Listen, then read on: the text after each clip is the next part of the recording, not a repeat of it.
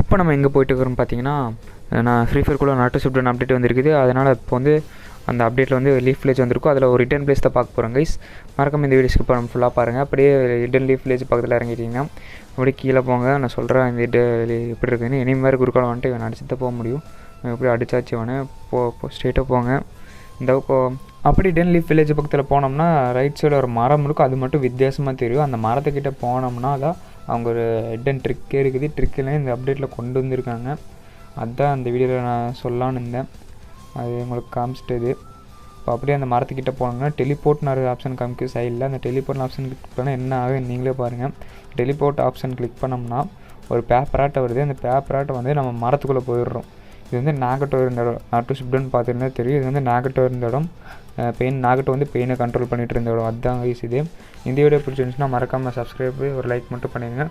Thank you guys.